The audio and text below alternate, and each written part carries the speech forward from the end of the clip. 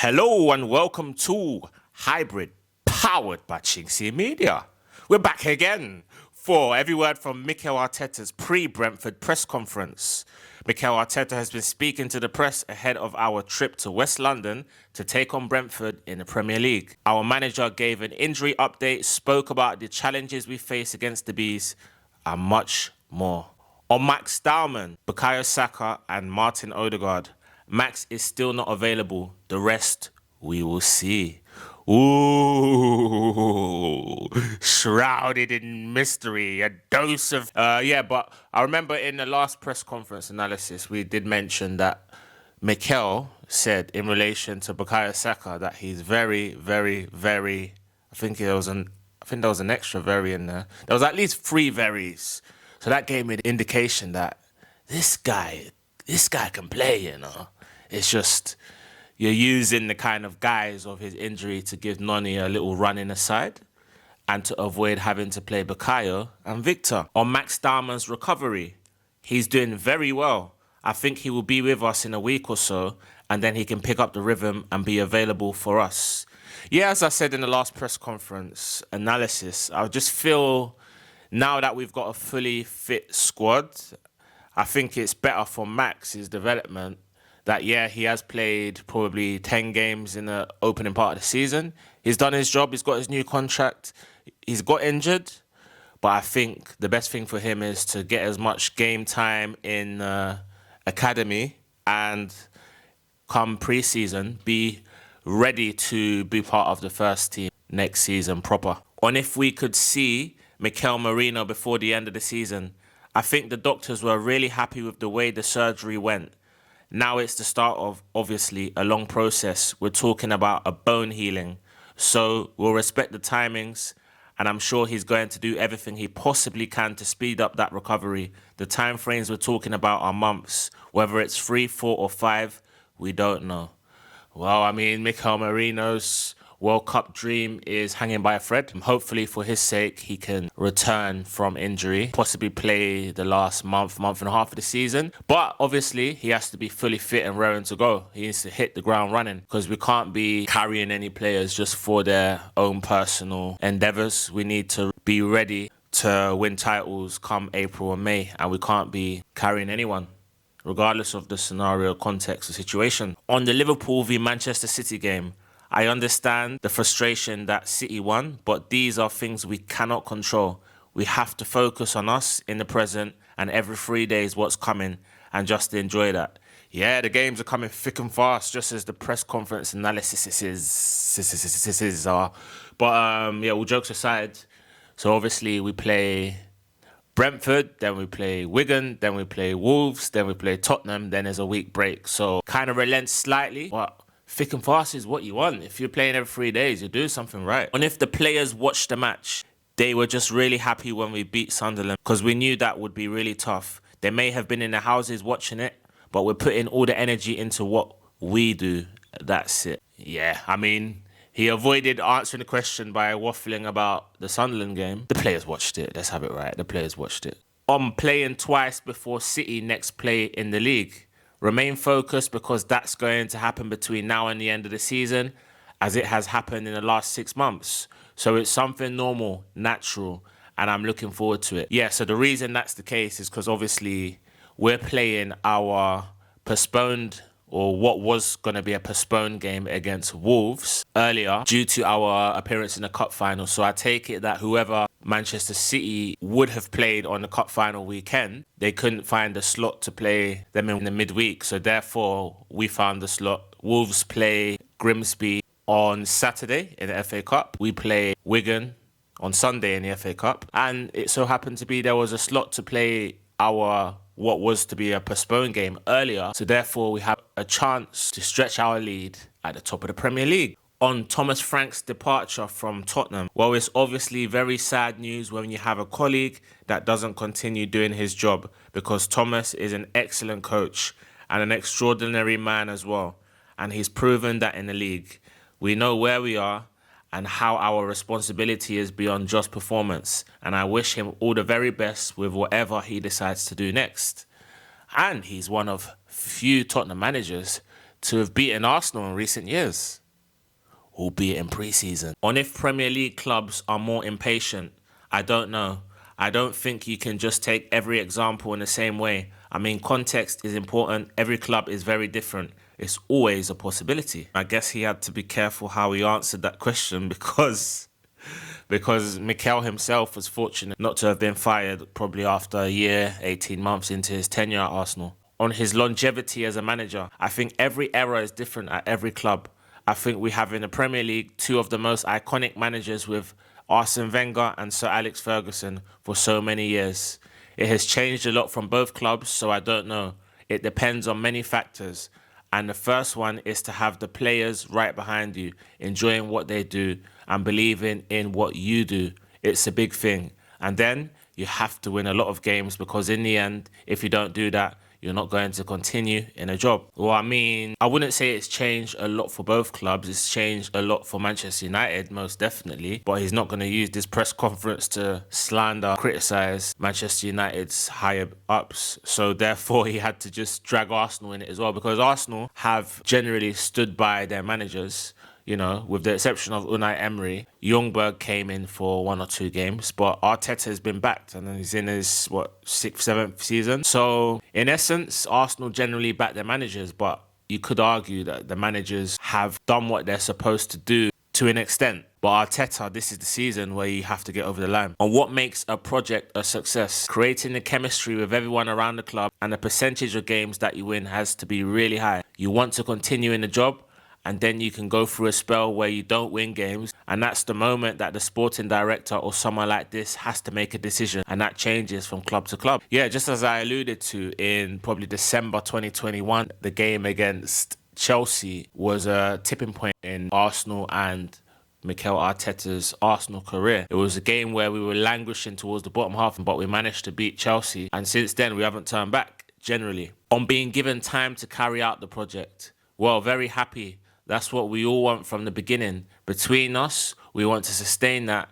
and bring bigger stability, performance, joy and progression for the club. And hopefully this season, we're going to be even better. And even better means getting over the line and winning the Premier League. And hopefully more, or even hopefully much more. On being flexible in preparing for opposition who change managers. I think it's happened a lot of times already this season for us. At the end, you learn the lesson that not only with the change of manager, but what you expect a manager to do against you as well, because it has changed a lot this season. So we focus more on us and what we want to achieve, the way we want to play, the things we want to happen in the game in relation to what they do tactically, because their setup is one thing, their player profile is another thing. The momentum of the game and the context is something else. We have to be able to adapt and recognize that and understand those clues to do what we have to do.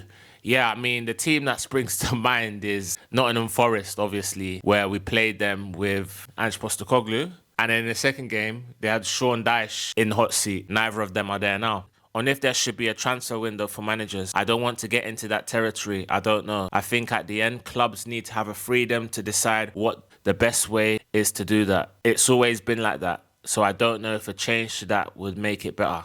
Yeah, transfer window for managers just sounds like carnage. I don't know how that would work. On if form goes out the window for London Derbies, it's another tough game. We know Brentford at home as well. The last few results they have had, the coaching staff have been amazing. So credit to them because they're a top side. Definitely, I believe Keith Andrews should be given manager of the season. I've made a decision. I know I mentioned in the last podcast that it should be between Keith Andrews, Mikel Arteta and Lebris of Sunderland. But I just think, considering how I thought Brentford would struggle, a lot of people had them going down. The fact that Keith Andrews was a set-piece coach and he's gone in, done such a phenomenal job that they're fighting for Europe, they're comfortably safe, having lost a lot of good players. Their captain, Christian Norgard, to us, Brian and Bremo, their best player, and their manager, Thomas Frank, et they've done a remarkable job. They've obviously recruited Igor Tudor, who's now the highest scoring Brazilian in a single season in the Premier League. So for me, it should be Keith Andrews as the manager of the season. On overcoaching players, I don't know if I said that. I said probably that I put maybe more focus on a tactical and technical aspect than other aspects. And that shift because at the end of the day, you have to recognize what a team needs first of all. Create a clear identity and way of playing. You have to see it in a certain way. If you want to change the culture, you're going to have to invest a lot and put a lot of effort into that. Now it's shifted because I think it's what a team needs as well. The level of understanding of what they have to do is very, very good. So we can focus on areas that we can develop that can give us a lot of value. One player that springs to mind in overcoaching of players is Eberechi Eze. How do you solve a problem like Ebere? That's the question. He is really, really, really struggling now. Struggling for form, struggling for confidence. When he comes in, he's not impacting games, so he's getting hooked. His confidence dropped furthermore. Ethan Nwaneri was let go on loan for a similar reason. The fact that obviously he's a flair player.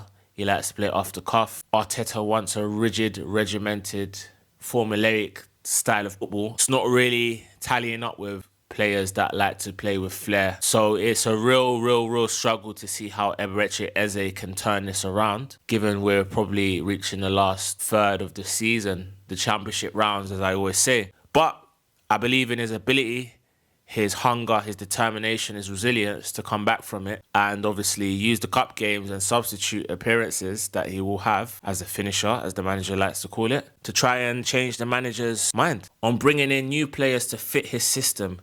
Yes, and probably some of the things that I learned as well, that you can have an idea, you want to do certain things, but at the end, the players' qualities are the most important thing. And ask a player to do something that is not completely comfortable, is not natural, and it won't work. It might work for a few actions, for a few moments, but in the medium, long term, it doesn't. And that's probably the most important thing. That's to respect the nature of the player and to try to accommodate, if you can, inequalities that they have. Yeah, once again, Eberechi Eze springs to mind. How do you solve a problem like Ebere? Something's got to give. You're going to lose the player otherwise. And I mean mentally, you know. Eze is a player that likes to play with freedom. Arteta has a formulaic structure, organized. Everyone knows their part. It's almost like clockwork. Everyone's kind of got their component in the clock. Trossard has become a cog in the side that Arteta has built. A vital cog in the side. You know, the way he keeps the width, cuts in, clutch moments, wins corners, goals, assists. Whereas Martinelli's become the complete opposite. He's the classic example, the epitome of what Arteta deems a finisher, someone that comes on, stretches the game, uses pace to affect and effect the opponent, the match, the result, maybe the last half hour, and also, in turn, he's been playing the cup games. So that's why he's thrived in the Champions League. He's thrived in the FA Cup with a hat-trick. And I'm sure he will face Wigan on the weekend. On breaking down the football calendar between November and March, yeah, we have done it in different ways over the Christmas period or afterwards when we have 4 away games, for example, in 4 different competitions. Now we are jumping from competition to competition every week as well. It freshens it up. We are trying to do that to see what we have to do in a very short period of time, with the objective to be very present in what we have to do now and what's going to make the difference now in relation to what we want to achieve.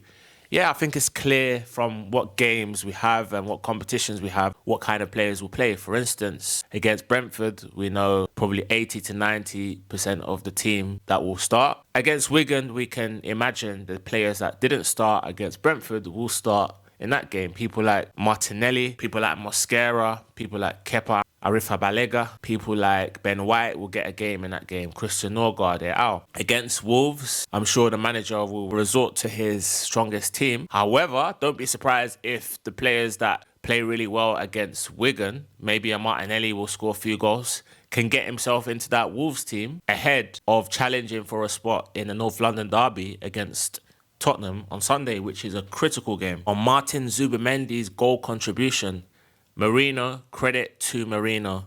Merino has been showing him the celebrations, how to arrive in the box and everything. He's a player who, the first time I spoke to him, said that he had a feeling that he was a bit constrained to go forward in the position that he's playing. We tried to give him the license in the right moment against the right opponents as well to attack those spaces. And he's been incredible. Okay, so Mikel Arteta is basically saying that Martin Zubimendi has been learning from Mikel Merino, which is interesting. On the potential he saw in Martin's goal scoring. To be fair, it's been more in games than in training. In training as well, with the very little time that we have, we're focusing on other areas. But he has his natural ability to do all of that. So it's not a big credit to the work that we've done. Okay, so basically it's kind of his own doing in the sense that in training he's not really exhibiting goal scoring credentials or abilities or potential. However, in games, maybe the opportunities are rising and he's definitely taken it. On if anything has changed in Viktor Gyökeres, not much. I mean, his work ethic remains the same. I think probably the energy, the confidence, when you start to score an assist and you score an assist, you probably believe that it's going to happen more often, and the probability of that happening then increases. The only thing as well, I think physically as well, after the injury, because when he got injured, probably he had his best game, Burnley, or the best 2 or 3 games before that period. When he got himself again fresh and available and training and a sequence of good matches there, I think everything lifted and now it's clicking. Yeah, well, I do keep saying though, how do you solve a problem like Gyökeres? Because Bukayo Saka has been injured and you've been using that injury as an excuse to kind of insert Noni on the right, give Saka a little rest, even though we know he could have played in a few of the games of recent. So now Saka looks like he's fully fit. Gyökeres scoring goals, getting assists, goal contributions increasing. What happens then, especially when a big game comes in? Do you put them both together? Or do you bring in Jesus? Because Havertz is injured right now. So there's a lot of questions that will be answered on what he does to build up a player's confidence. Remind them how good they are and what they bring to the team. And if they're not bringing certain pastures, just remind them and they don't lose sight of all the aspects that are very important on the team and that he's contributing for the team success and winning. So it's not only with that, I think a big part of our job is to remind people constantly the important things and the relevant things and the reason why they are with us. Yeah, I hear that, but I don't get the feeling that you do it so much with Viktor Gyökeres, because I just think maybe the aura of both of you doesn't really align much. I just don't think you guys talk much. Maybe it's an ego thing, who knows? On if 8 months is enough time for a manager to make their mark, I don't know, because you have to go into those discussions and what they agreed on, how they saw the club or the evolution of the squad or the performances that are expected. I don't know. I can just talk about Thomas Frank, what I know as a coach, because I faced him many times and how he prefers his teams and what he did at Brentford as well. All the way Spurs looked in pre-season when we played them, they were really impressive. But at the end of the day, the league is so competitive. We are all vulnerable because anybody can be on the day, you know that. And that's really tough to manage. Yeah, Thomas Frank has been sacked. I felt it's been coming for a number of weeks. I'm sure Mikel Arteta would have been anticipating that behind the scenes as well. They wanted a new manager in place for the time they face us. On if there's a number of windows a manager needs. In my head, I don't have it. I have no clue what the number is. Wow. Okay. Right. Hello and welcome to Hybrid, powered by chinkseyMEDIA. We're back again for every word from Mikel Arteta's post-Brentford presser. Mikel Arteta has been speaking to the press as we left West London with a point after being held to a 1-1 draw against Brentford, and after the game, he spoke.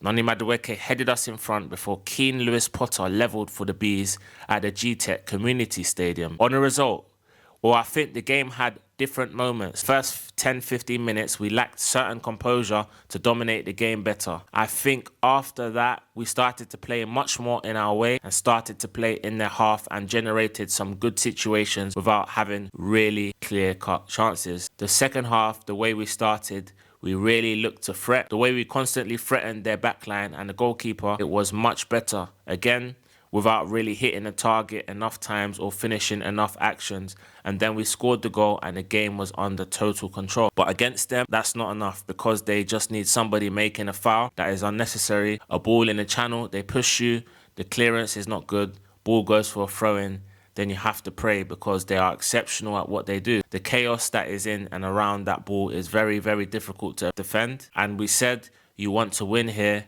you're going to have to defend the box with your life. And you're going to have to clear the ball because there's a lot of people there. And if you don't do that, it's very difficult for you to win the game. We haven't done it in one of the actions. Credit to them as well for that. And then the game became more open, more transitional. They had one of the big chances and a clearance of Declan Rice just at the end. And we have two very good counters and probably the biggest chance of the game where Martinelli is 1v1 with the keeper to win it. Whew. Now, that is officially the lengthiest 2 paragraphs that I've read from Mikel Arteta. Let me summarize that in saying I felt we were quite fortunate, actually, in the end to get something from that game. Didn't have our best game, so sometimes it's just a case of take the point and move on. On if Martinelli had to score, you have to. It's football. And the keeper as well can make the decision and the action that he did. But if you want to win here, you're going to have to be really ruthless in both boxes. And today, we lack that. It's all well and good criticising Martinelli, but at the end of the day, other people didn't do their job, didn't play well, didn't score. It is what it is. That's football sometimes. On a reason for the half-time change, because with the way, especially that they were pressing, I think we needed another kind of profile to generate many more problems for them around those areas. And I think Odegaard came on in the pitch and did really well, and the team had another gear and more threat to arrive in the areas that we wanted to do, and that decision.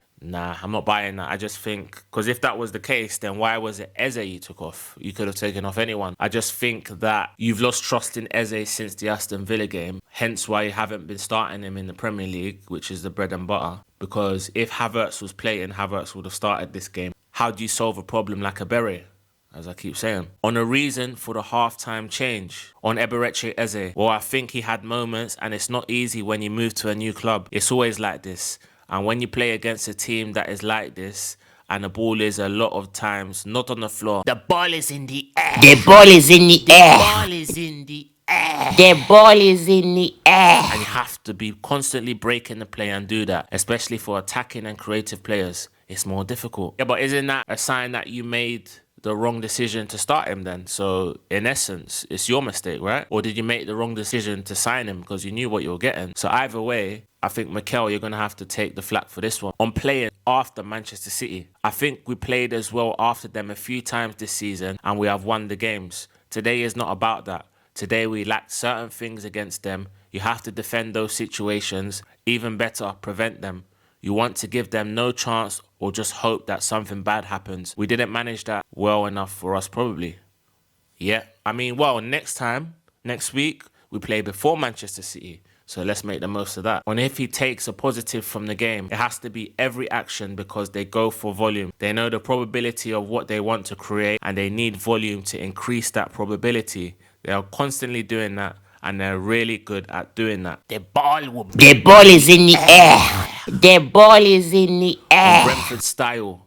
They're really good because when they have to play it around as well, there are so many areas in their high press where they are really good. They are exceptional when they have to counter as well. They have a lot of qualities and credit to them. They can take the game into the areas. They are really well coached. And from the beginning, I said credit to them for what they do because they don't have the home record and aren't in the position they are in the league without it. That's for sure. Credit to Brentford for getting a point against top of the table Arsenal and some may say the champions elect. And once again, I want to give credit to the manager Keith Andrews for the job he's doing at Brentford. Unbelievable. On staying calm, that's what we have to do to win every single match. I mean, we're going to be willing and preparing to win every single match. And the only thing we can do is focus on that. We need to raise the levels collectively and individually to be better than the opponent every week. That's going to carry on like this until May.